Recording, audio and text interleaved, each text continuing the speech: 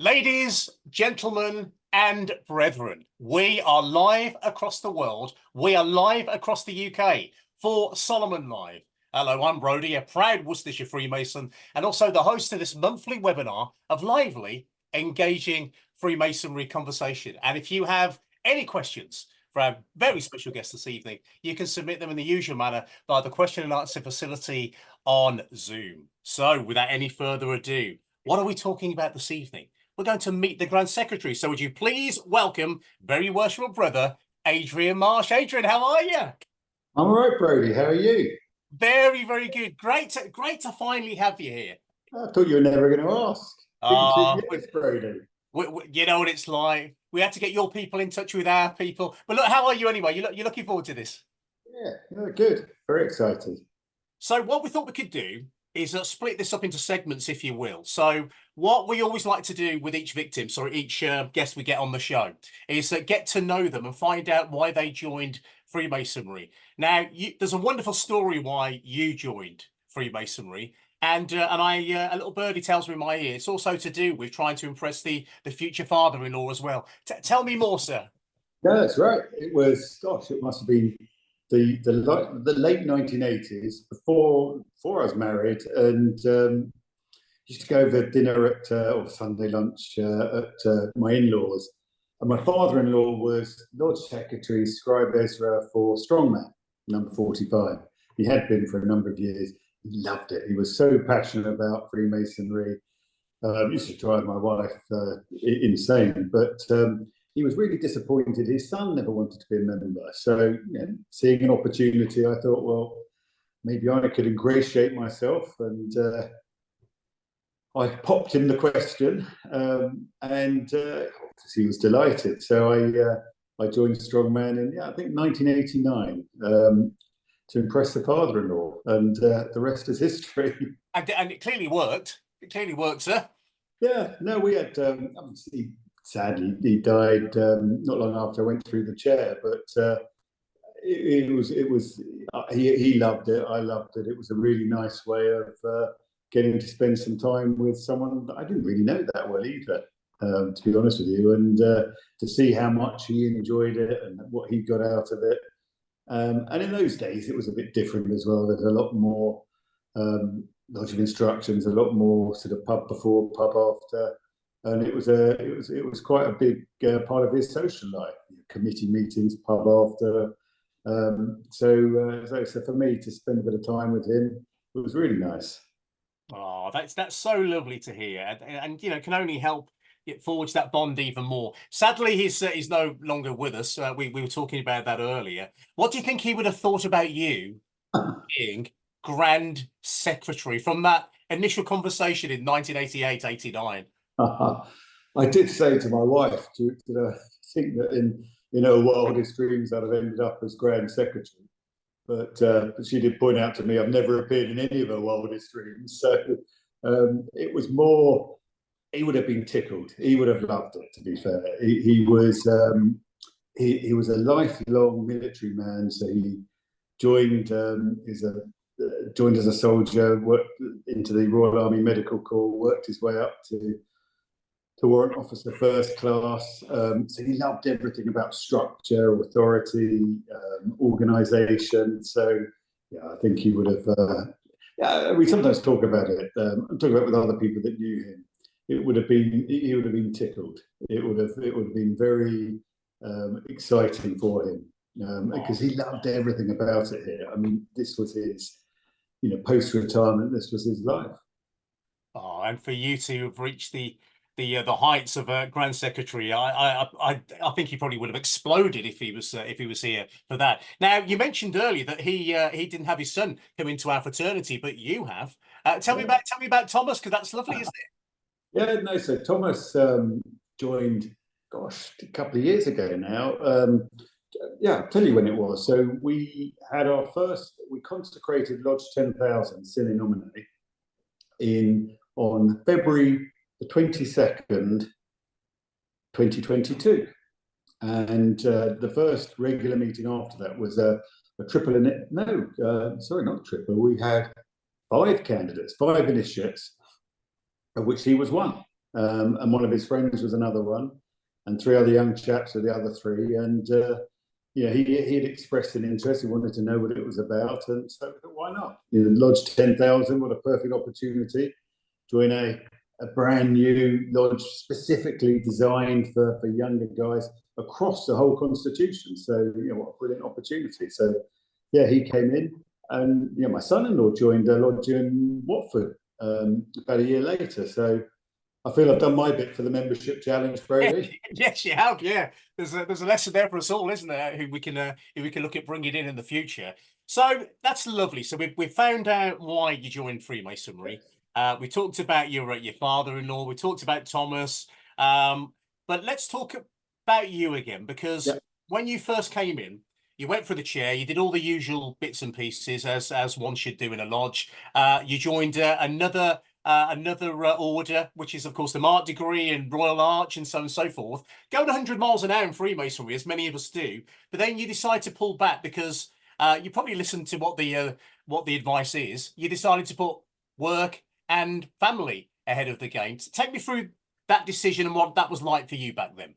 Yeah, so I was 23 when I joined, and I love being a member of anything. So I like clubs, I like organisations, and so when something like Freemasonry, where you can absolutely do as much as you want, you can get involved in, as you say, other things. Royal Arch first, then Mark, and then another lodge. So I joined another lodge. I joined a member of another lodge, and it was just a lot. And professionally, I was then sort of in my early 30s.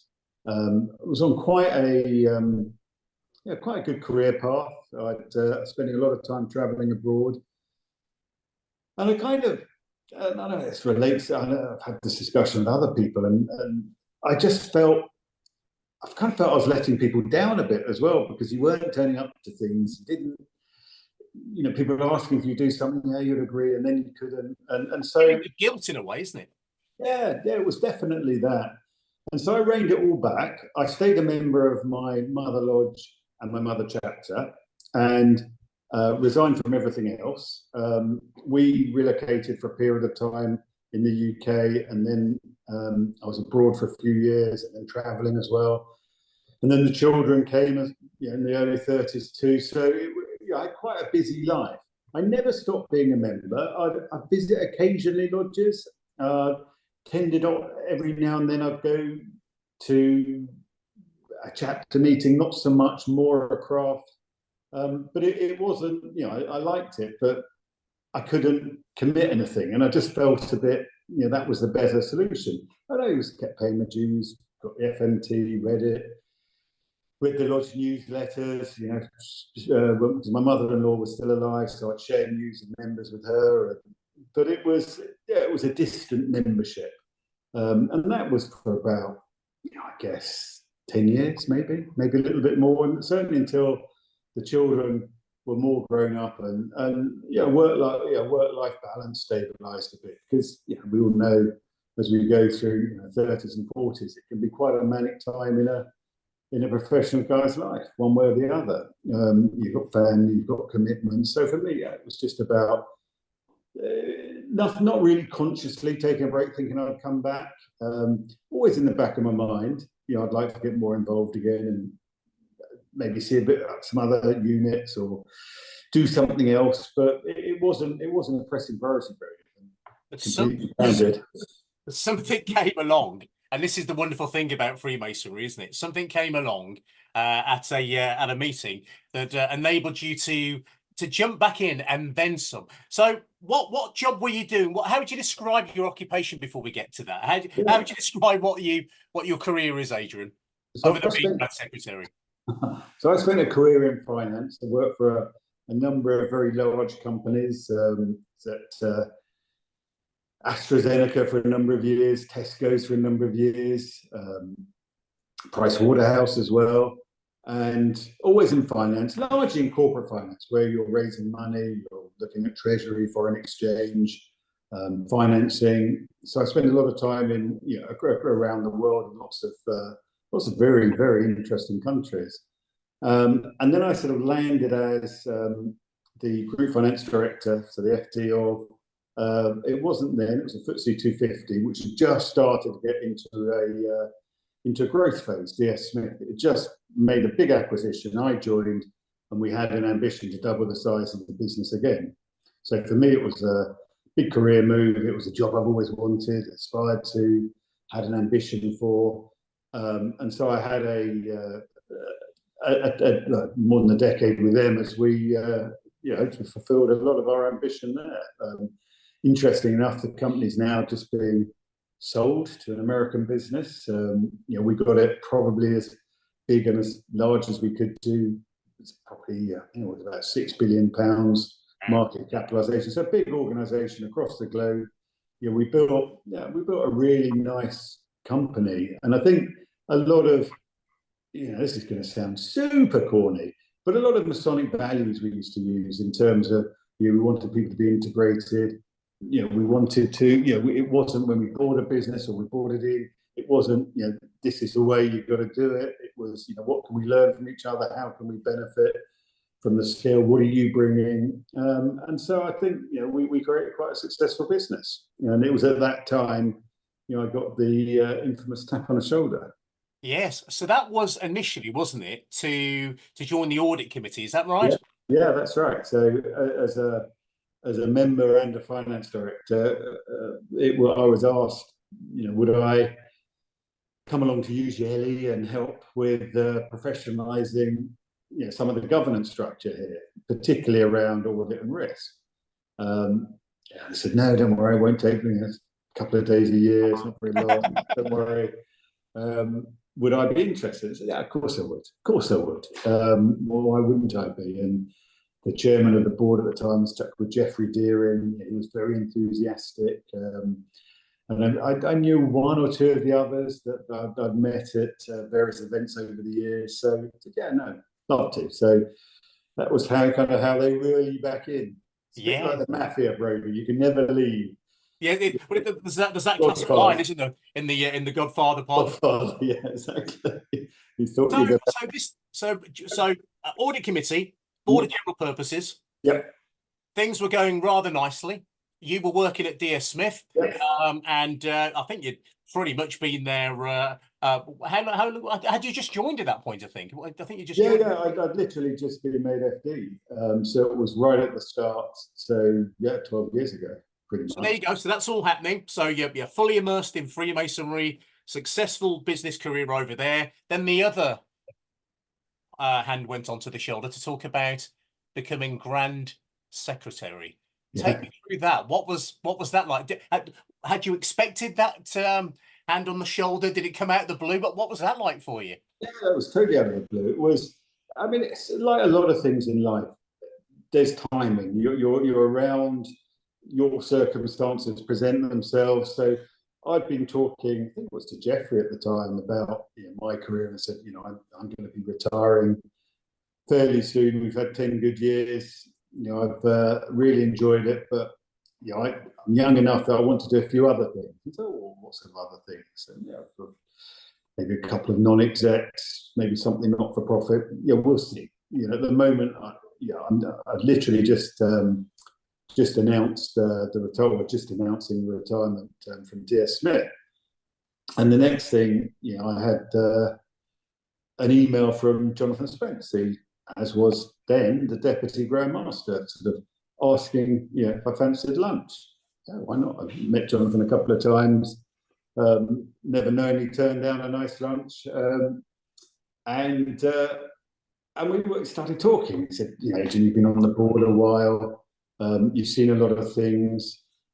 This is our strategy now. Do you think it's achievable? And I said, yeah, no, I do. I said, I think a few things probably need to change.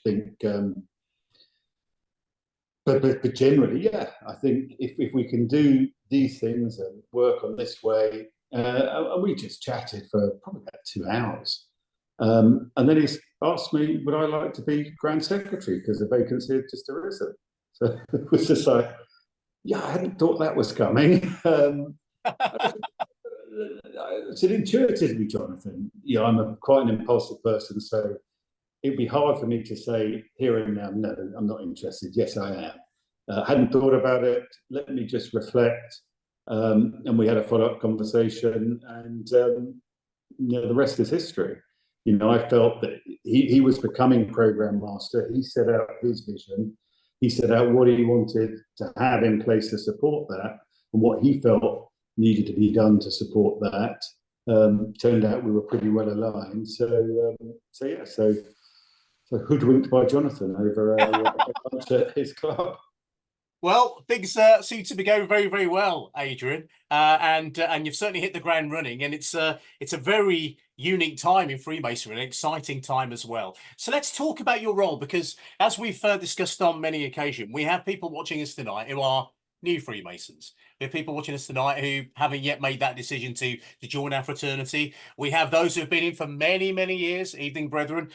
So how would you describe what you do as Grand Secretary, and of course Scribe Ezra in Royal Arch as well? In layman's terms, and I know you could talk about this for 45 minutes alone, but how would you describe what it is you do as Grand Secretary? So first of all, Brodie, there's Rule 32 in the Book of Constitutions that describes the role of the Grand Secretary.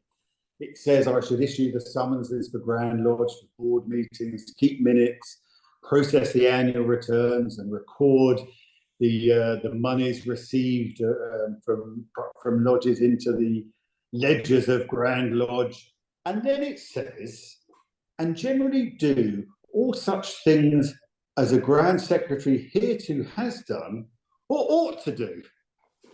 So that's as precise as you get. So basically, my role here, I think, is quite easy. I've got a great team in place. We spent some time when I first started deciding what sort of team we wanted, then getting the right people in the right roles, doing the right things.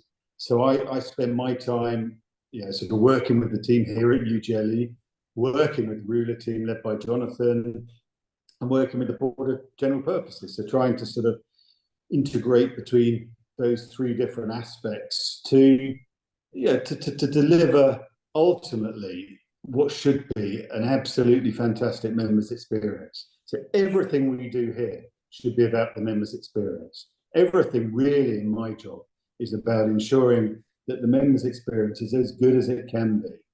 And there are different aspects of that. So there's, we have a large secretariat team that deal with the ceremonial aspects. We have an IT department, a team. And, I know Hugh was talking last week at the last Solomon about that.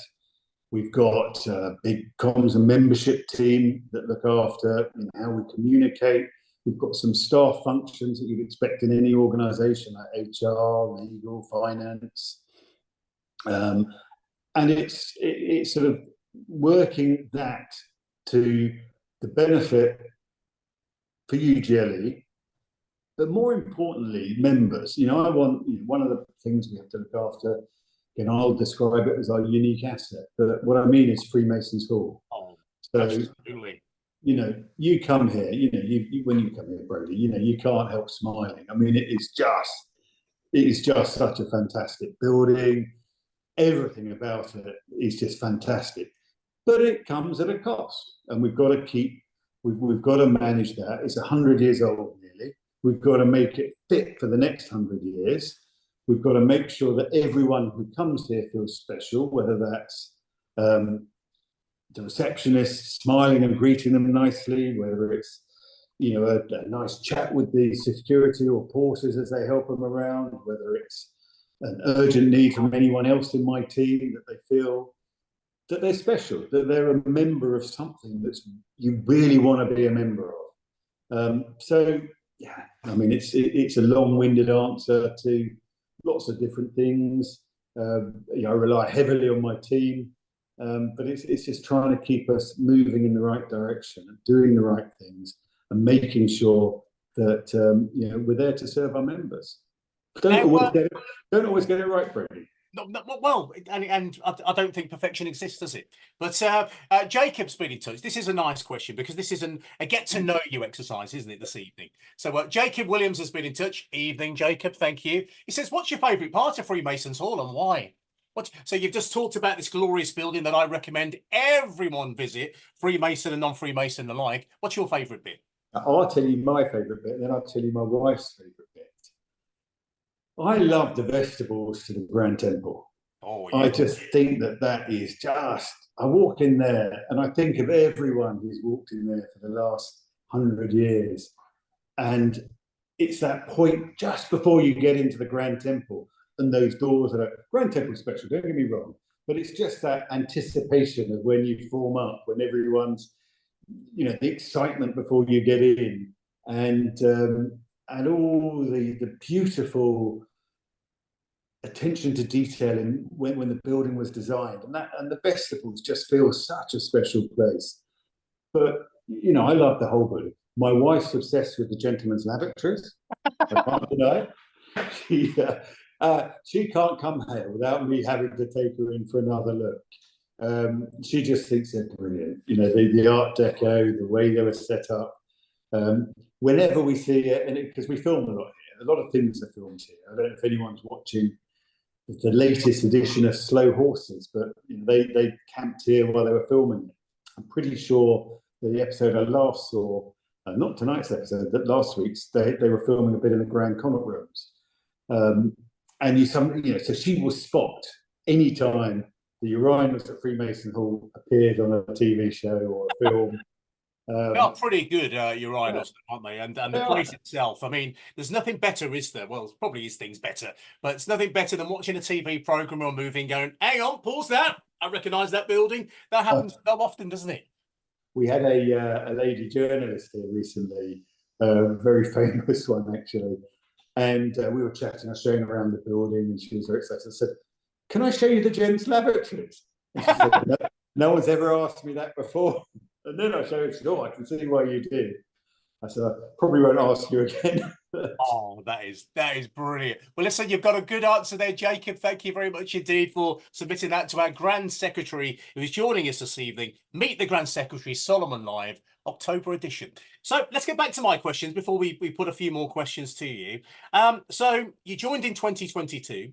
Well, you became Grand Secretary in 2022. Any surprises when you took over? Because that's quite common, isn't it? To take on a job and go, oh, hello, I wasn't expecting that. Yeah, they call it the Colonel Nicholson moment from Bridge Over the River Kwai. What have I done? No, not really. I mean, I kind of knew what I thought needed to be done. And I had my perception from having worked in corporate life, the sorts of changes that I would want to bring in. I think what surprised me, it still surprises me actually, in a good way sometimes, in a bad way sometimes, is the mailbag. Some of the messages, emails, letters I get, some are just so lovely, and some are frankly quite disturbing. People, not members, by the way, it's people who are not members who write in. And it's a shame that we still need to do something more about people really understanding us and what we're about and what we're not about, and being very open and transparent. And I always have people say, "Oh, well, you're a secret society." I said, "Well, Google my name. What would you find?" I said, "Great." I said, "Yeah, that's not a secret, is it? It's not a secret society. There's nothing secret." You don't, women can't be Masons. They can. We've got 2 female orders. We work extremely closely with them. We've just formed the Council for Freemasonry in England and Wales, which is a forum for us. Hopefully, we've got the Scots Grand Lodge. Scottish Grand Lodge at the moment is an observer, so they're participating. They're not a member. And we've got the OWF and OFAF, who are both, so we're looking at common ground, common interest. What can we do to benefit all of our memberships? How do we, really make sure we're a properly inclusive organisation? How do we operate so in our communities that people then, understand what we're doing and what we're not doing? It's frustrating, and you get to see the good, the bad, and the ugly, don't you? But there's work being done. So let's talk about that now, because some very exciting work. So strategy for Freemasonry 2022 and beyond. I had the privilege back in December of 2022 of helping you launch that with a few other wonderful Masons as well. And the tables were turned. You interviewed me and the other guys as well. So I guess it's only right, isn't it? So 3 pillars: thriving membership, coherent organisation, engagement in the communities. What's your involvement in that as Grand Secretary to help us understand? So we know what the strategy is. What's your involvement in it? I was going to test you to see if you remembered what the strategy was. So well done, even though you've blown my one on that. So if you remember, you've got the 3 pillars, and then underneath the three pillars, you've got the strong foundations. I'll cover the pillars very quickly because there's lots of work going on all of those, being led by various working parties, various groups. Obviously I'm involved in all of them in some shape or form. But what I'm really accountable for is the strong foundations. So that's making sure that, to put it in basic terms, our plumbing is working. It's fit for purpose, it's right, it's cost effective. We have to be thinking that every pound we spend is a member's pound. We've got to keep that, get that, and drive that real focus about value in what we do. That we are recognizing that the most important thing and the only thing we're here for is the members' experience. It's not about, whilst you have paid employees within UGLE who all do great jobs. The fact of the matter is, if we're not growing our membership, if our members aren't enjoying being a member, then we can pack up and there won't be jobs here. So yeah, absolutely. It's around that. So in the strong foundations, I've tried to sort of split it into 3 main areas, which is usually the staff functions. So as I said, finance, HR, legal, which all have very important roles when you're any type of organisation, but especially here we've got employees as well. Then I've got the what I call the members' experience. So within members' experience, we've got communications and membership, we've got the secretariat function, and we've got IT. So creating a clear vision and focus around that area in my second pillar of my own 3 pillars. We're all allowed 3 pillars in a strategy. And the third part of it is the unique asset, which is Freemason School. And that's not only managing the cost base of it and planning, as I said, for how we make the building or keep the building right for the next 100 years. And again, I can talk about that at length, but also how we generate income from our asset in order to offset our costs, because we've got a brilliant location right in central London.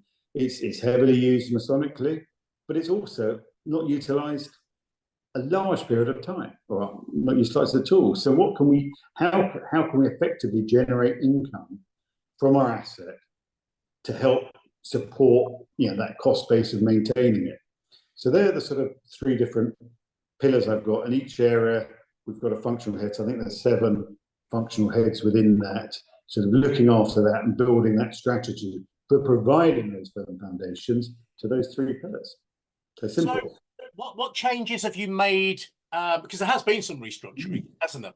And quite a bit as well. So briefly, obviously, because it's only due to timing, but what changes have you made that would be good to you to pass on to perhaps a few who are watching you don't know too much about them? Yeah. So I think what I've tried to do is, having had a life in industry, working in large organisations, is to try and bring some of that knowledge, thought process, process management even, to what we're doing here. So first of all, it was sorting out that as a structure, defining what those visions were for each, and then getting to some clear deliverables in each of them. A very recent one, actually, that we can talk about, just fairly basic. We weren't providing the right members' experience on registrations to either individual members or provinces or districts.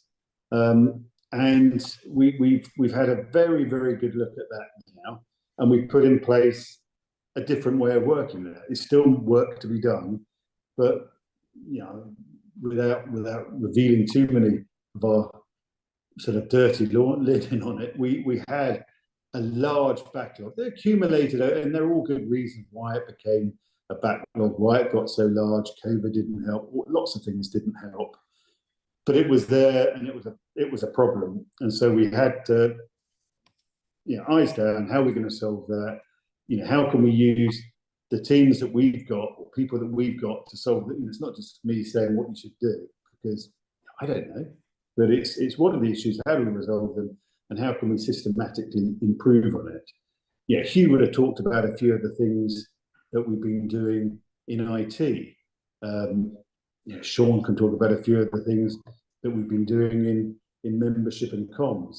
We've just brought in a new caterer here for lodge dining in Freemasons Hall. We have a lot of lodges who will dine here.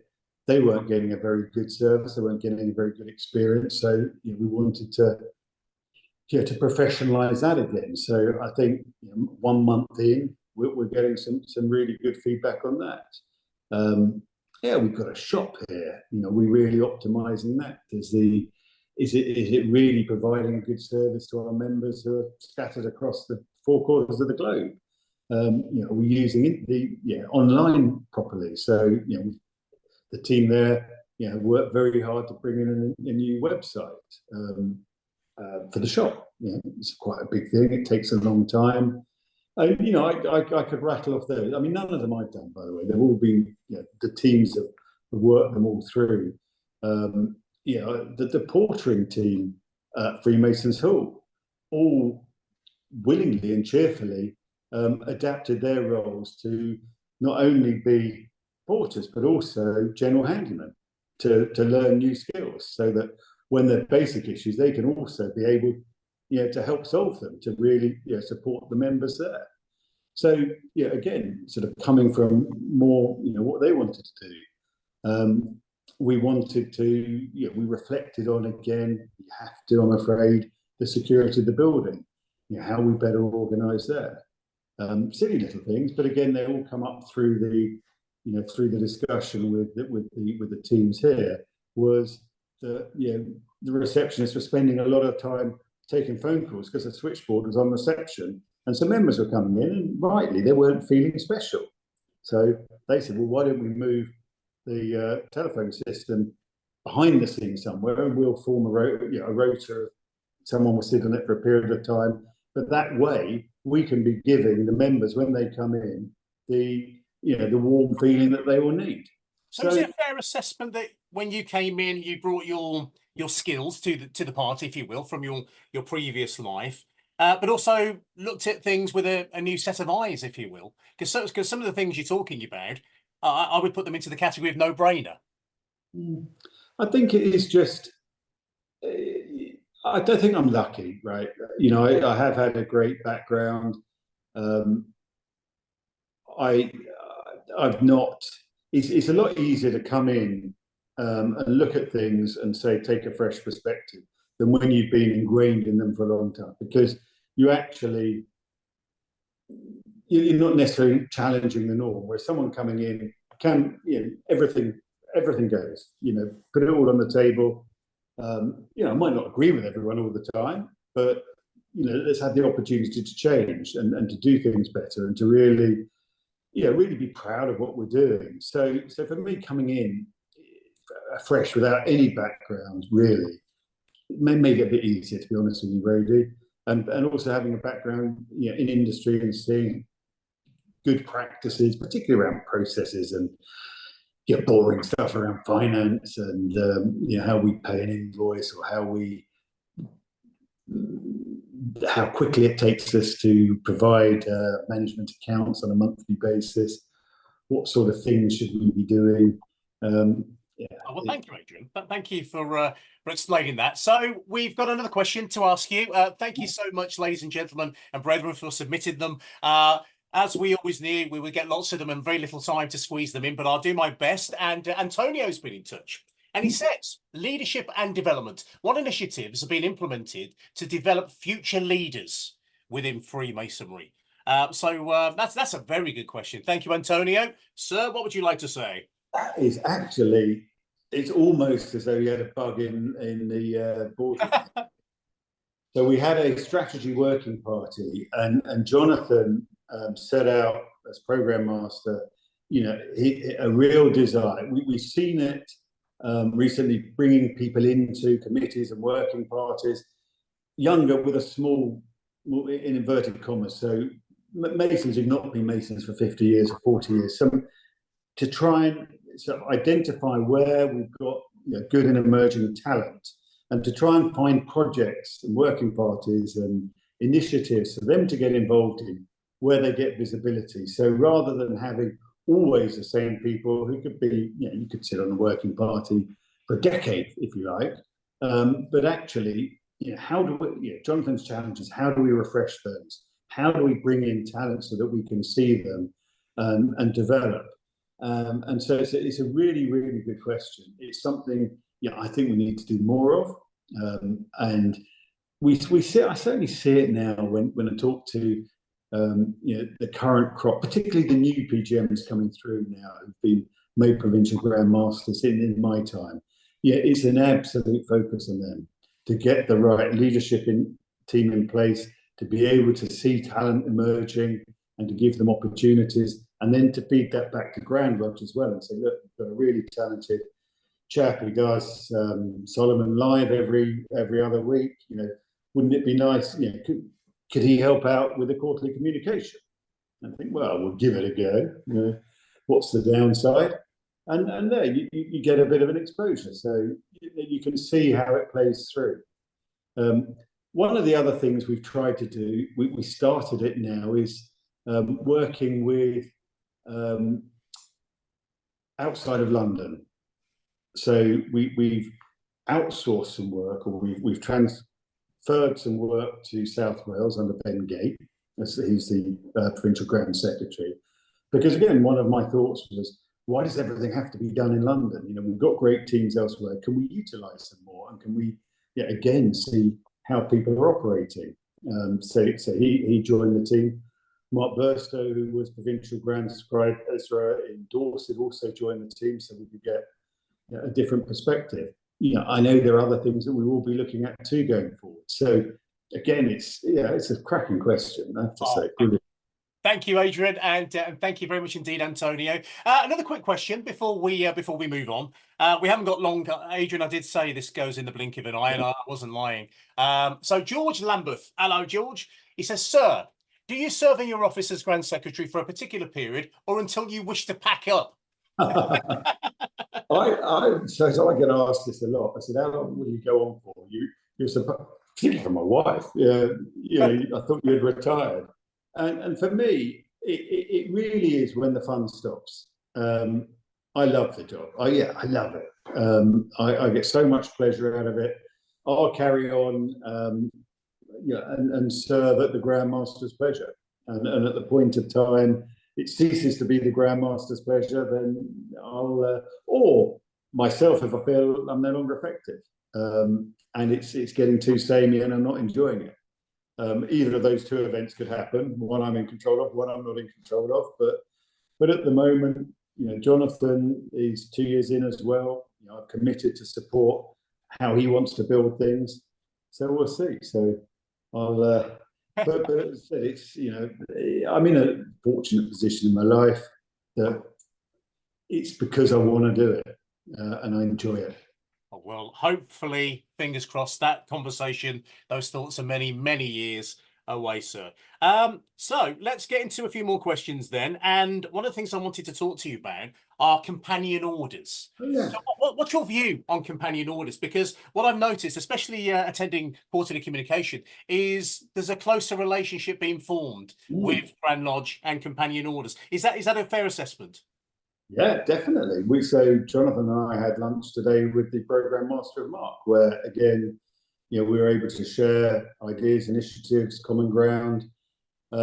Personally, I think, my focus is, and as is the Program Master's Mark for that matter, is we've got the craft. That's the first and most important thing. Then we've got Royal Arch, and then we have companion orders, and they allow people to explore their Masonic journey further, should they so desire. So, I'm a member of Mark and Rotary. That's it. Both of which, I really, really enjoy. I'm fully occupied Masonically with Craft Royal Arch, and those two as some differences on the side. I know people who are members of everything, and they love it too. I mean, they're members of just in Craft and Royal Arch, and some are just in Craft. And I think everyone is different, and the joy of what we've got is it offers so many different things. And I think we have got a close relationship. We work very, very closely with Duke Street and Mark Mason's Hall, and I think our combined success will define all of our success. It makes sense, doesn't it? It completely makes sense. So when it comes to relationships, what about you as Grand Secretary working with the Grand Secretaries from the two women orders? Do you have a relationship with them? Yeah, very much so. I speak to them both fairly regularly. We meet up. I had lunch with one recently, again, where we shared a few ideas and initiatives. And, we've always said, if there's anything you need from us where we can help you and we can provide some support, let me know. And we've had that from both. Very engaged. Again, very professional, very passionate about what they're doing, how they're trying to grow. And again, back to my previous point, our success is how we all grow together and how we're seen as Freemasons across our constitution. Not we've got men, we've got women, we play on different pitches, but that's fine. But our values, what we're trying to do and what we get out of it, it's going to be the same, Brady. Yeah, absolutely. Yeah. One more question from the chat screen, and then perhaps a couple more from me. So here's a quite a delicate question, I guess. Why are we consecrating new lodges when so many lodges are surrendering their warrants? And this is from Paul Wood. Well, the question could be: could a new lodge take over an existing one? And they do. So it's definitely a balance. So generally, in most provinces, they will try and rescue a lodge through. I saw one recently that's rescued a failing lodge to become a fine wine lodge or a wine appreciation lodge. So we see that, and then I've seen consecrations of new lodges. A lot of the consecrations tend to be. I'm going to be anecdotal rather than scientific on this, so someone will write in and prove me wrong now. But a lot of them tend to be in districts where they haven't got warrants being handed back. Across our provinces in England and Wales, it's not that common. It's more common to rescue a failing lodge with a warrant. Right. Okay. Thank you. Thank you very much indeed. And thank you for submitting that. So, Adrian, when you travel around the Constitution and when you take our strategy, Freemasonry 2022 and beyond into account, what is exciting you at the moment? So from what you can see on your travels, the data you're receiving, anything at all, what's really exciting you about the future at the moment? I mean, I think it's very much how bought in everyone is, and the energy, the enthusiasm. In the last couple of months, I was at Buckinghamshire and Yorkshire North and East Ridings, where I was able to have dinner with a large number of brethren, mainly Grand Officers in both of those instances, but to talk a little bit like I have today, but also hear what they're saying. And it's all pretty consistent. There's energy, there's enthusiasm. People think we can do it. Yeah, they'll describe to me some of the things that they prefer more of, less of. But it's all really constructive, and it's really enjoyable. And I think, I've had a couple of very good, honest conversations, two-way, set at Buxton up in Yorkshire, There's more I'll do, and it's just that energy, it's that enthusiasm that we have stabilised things. We are getting there. We're doing things more innovatively, and everyone loves to talk about the innovation. I love to hear about it as well, and different things. What we're trying. People used to never do multiple ceremonies. Now we're doing. Actually, people really like it, and guess what? Because that's what we used to do.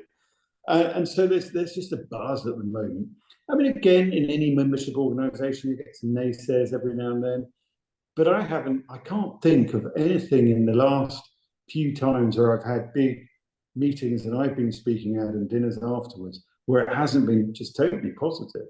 And that's really, that really makes you think, yeah, we're getting it. We will get there. This strategy, this challenge, it's not that difficult. We're forming around it. And people are encouraged to come up with ideas. You see PGMs really desperate on their stats. They know what they're doing. They know, they want to tell you about the exciting things that are happening in the provinces. And I just think it's brilliant. I really do. I go to districts. We're in Goa last year. And again, just the enthusiasm and their excitement. I'm going.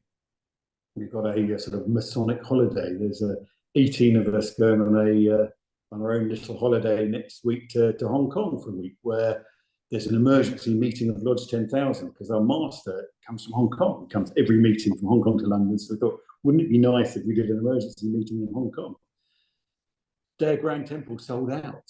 Their Light Blues Club is there in force to meet. And it's just, I'm just so excited. It's quite expensive, but certainly still the wife doesn't have to know entirely about. But it's just going to be just consuming that energy. It's brilliant. Very worshipful brother, Adrian Marsh, our Grand Secretary. Thank you for being fantastic. I think it's safe to say that we all know you better.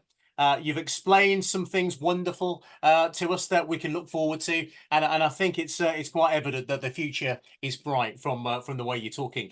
Have you enjoyed, sir, your Solomon Live experience? As I knew I would, Brody. Fantastic, and always great to have a chat with you, as you know.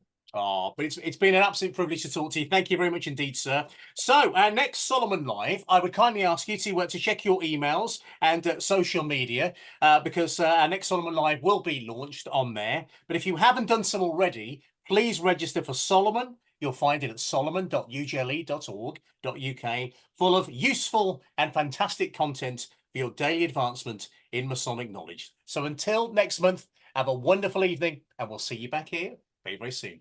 Good night, everybody.